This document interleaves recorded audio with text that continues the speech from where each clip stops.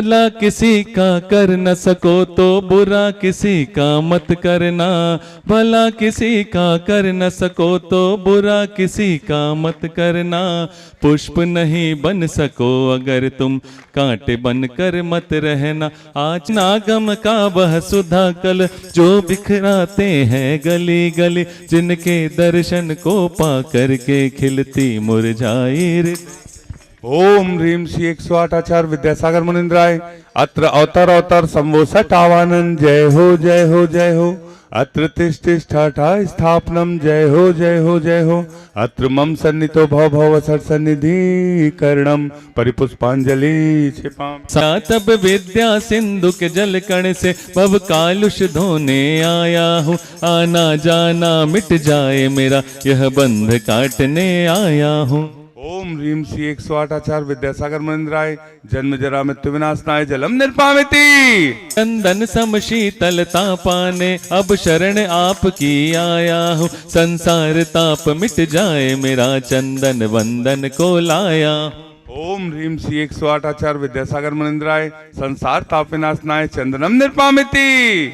समझा नहीं अक्षय निधि को पहचाना, अपने तो केवल सपने थे भ्रम और जगत का भटकाना। चरणों में अर्पित अक्षत है अक्षय पद मुझको मिल जावे, तब ज्ञान अरुण की किरणों से यह हृदय कमल भी खिल जावे।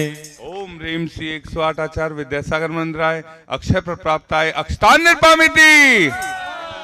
भोग की मदिरा पी मैं बना सदा से मत वाला, तृष्णा को तृप्त करे जितनी उतनी बढ़ती इच्छा ज्वाला। मैं काम भाव विध्वंस हेत मन सुमन चढ़ाने आया हूँ। यह मदन विजेता बन न सके यह भाव हृदय में लाया। ओम ह्रीं श्री 108 आचार्य विद्यासागर मुनिंद्राय। कामवाण विध्वंसनाय पुष्पम निर्पामिति। ओम ह्रीं श्री 108 आचार्य विद्यासागर मुनिंद्राय। क्षुधारोग विनाशनाय नैवेद्यम निर्पामिति। मोहांधकार से व्याकुल हो निज को नहीं मैंने पहचाना। मैं राग द्वेष में लिप्त रहा इस हाथ रहा बस पछताना। यह दीप समर्पित है मुनिवर मेरा तम दूर भगा देना। तुम ज्ञान दीप की बाती से मम अंतर दीप जला देना। ओम ह्रीं श्री 108 आचार्य विद्यासागर मुनिंद्राय। महामोहांधकार विनाशनाय दीपम निर्पामिति। इन अशुभ कर्म ने घेरा है मैंने अब तक यह माना था। बस पाप कर्म तज पुण्य कर्म को चाह रहा अपनाना था। शुभ अशुभ कर्म सब रिपुदल है मैं इन्हें जलाने आया हूँ। इसलिए आपके चरणों में यह धूप चढ़ाने आया।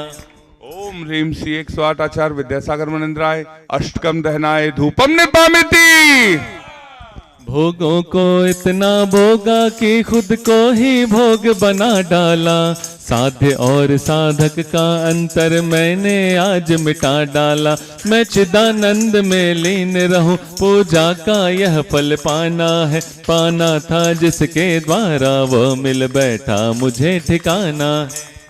ह्रीं श्री 108 आचार्य विद्यासागर मुनिंद्राय। महामोक्ष प्राप्ताय फलम निर्पामिति। भावों की निर्मल सरिता में अवगाहन करने आया हूँ। सबका सारा दुख दर्द हरो यह अर्घ भेटने आया हूँ। हे तपो मूर्ति है आराधक हे योगेश्वर है महासंत, है अरुण कामना देख सके युग युग तक आगामी वसंत, है अरुण कामना देख सके। ओम ह्रीं श्री 108 आचार्य विद्यासागर मुनिंद्राय। जय माला पूर्णार्घम निर्पामिति। चंद्रगिरी के श्री चंद्र प्रभु भगवान की, गुरु नाम गुरु आचार्य ज्ञान सागर जी महाराज की, मूक माटी रचयिता आचार्य परमेष्टि गुरुदेव की, पूज्य मुनि श्री चंद्र प्रभु सागर जी व निरामय सागर जी महाराज।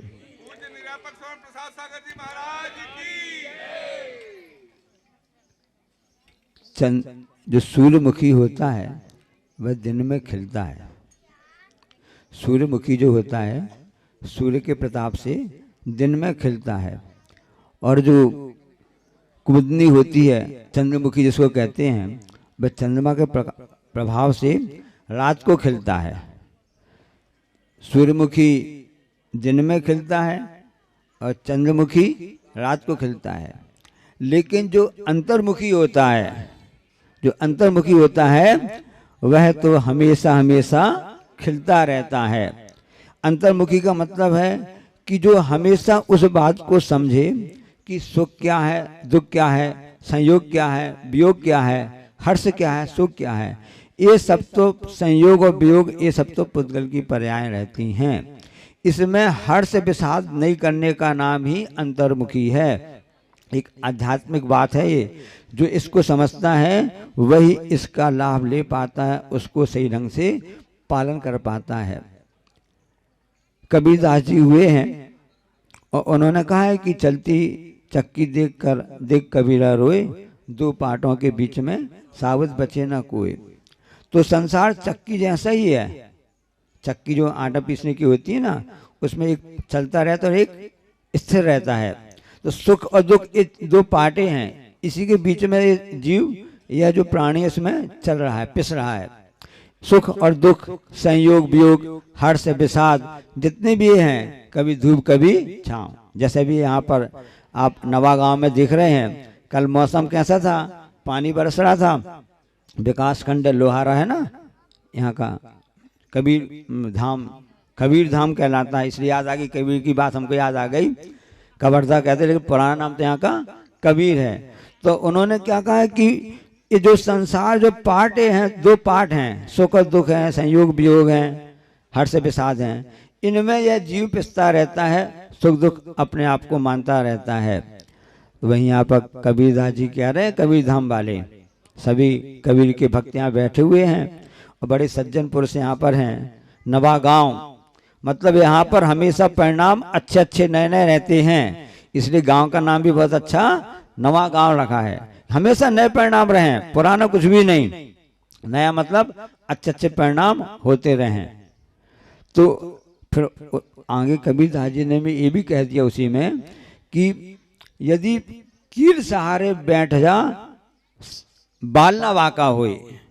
जो गेहूं के दाने होते हैं यदि कील के सहारे जो आसपास में रह जाते हैं तो उन चक्की के पाटों के बीच में पिस नहीं पाते हैं, वो वहां पर सुरक्षित रहते हैं। बस इसी प्रकार से जो कील है, प्रभु की भक्ति है, भगवान ईश्वर हैं, उनकी कील उनके चरणों के सहारे बैठ जाओगे, भगवान के सहारे गुरु के सहारे बैठ जाएगा, उसका कभी भी बाल बांका नहीं होगा।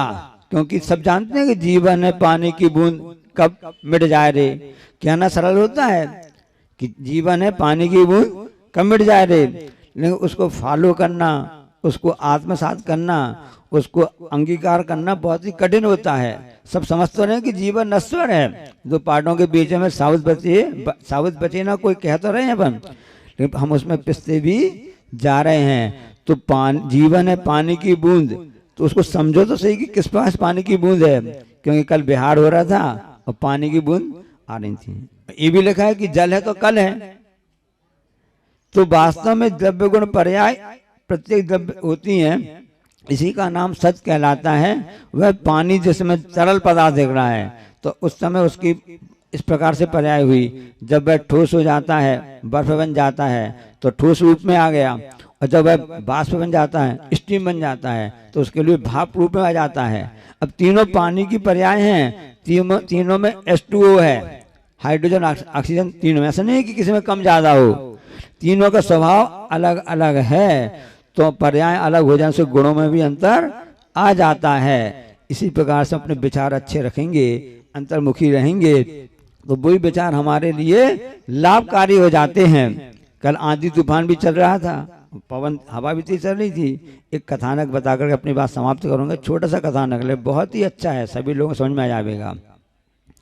चंद्रमा के दोनों संतान मानी जाती हैं, पवन और आंधी। पवन बेटा है और आंधी उसकी बेटी है। किसकी? चंद्रमा की है।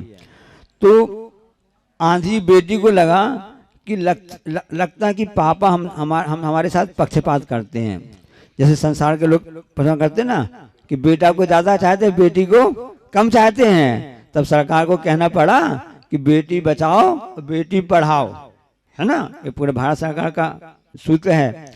तो उस बेटी को लगा, आंधी को लगा कि पापा मुझको कम चाहते हैं और पवन बेटे को ज़्यादा चाहते हैं, जबकि संतान के लिए, माता पिता के लिए संतान तो सब मतलब अच्छी लगती है।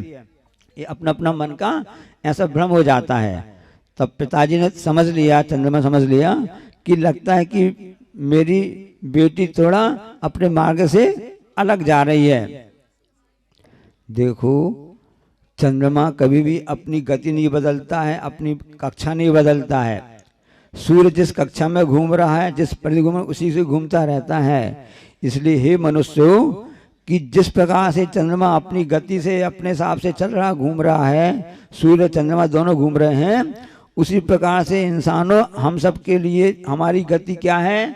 नैतिकता है, सद्विचार है, सदाचार है, सद आचरण है। लेकिन आप इससे च्युत हो जाओगे तो आपको खुद प्रकाश नहीं हो पाओगे और उसके द्वारा खुद अंधकार में रहोगे और दूसरों को अंधकार में डालते रहोगे। तो चंद्रमा ने कहा कि बेटी की बात समझ में आ गई कि बेटी थोड़ा अपने रास्ते से अलग हो रही है। तो उन्होंने एक परीक्षा लेने का प्रयास किया। उन्होंने बेटा बेटी दोनों को बुलाया और उनसे कहा कि देखो, स्वर्ग लोग चले जाओ आप दोनों। किसको? पवन को भी और आंधी दोनों को बोल दिया कि आप वहां पर जाओ। वहां पर पारिजात का वृक्ष है, देव वृक्ष कहलाता है पारिजात, उसको हर श्रृंगार बोलते ना। हाँ, आजकल यहाँ बहुत चलने लगा है। अभी श्रीफल भेंट करने के लिए, शास्त्र दान करने के लिए पूर्णायु की पूरी टीम आई हुई थी। पूर्णायु जो आयुर्वेद अस्पताल है जबलपुर में, आचार्य काशीवास को लगो ना, तो हमको ध्यान आ गया कि पारिजात जिसको बोलते हैं, हर श्रृंगार बोलते हैं, तो वहां पर वृक्ष, वहां जो वृक्ष कहलाता है, उसकी 7 परिक्रमा लगा करके आ जाओ। आंधी ने सोचा ये तो बहुत अच्छा काम है, पापा ने आज्ञा दी है, पिताजी ने आज्ञा दी है, अब वो आंधी तो अपने साथ चलेगी। अब आंधी दौड़ लगा करके परिक्रमा लगाने चली गई। अब आंधी चली तो जितने भी झाड़ झंकार पेड़ पौधे सब फटाफट उसने ऐसे तेजी से किया और वहां पहुंच गई और फटाफट वहां स्वर्ग लोग जाकर के उसने पारिजात वृक्ष के परिक्रमा साथ लगाई और हिसाब से हो गया। अब उसके बाद में फिर जब चंद्रमा उसका नंबर आया, पवन का आया, वो अपने हिसाब से गया और सबके लिए लाभ देता गया।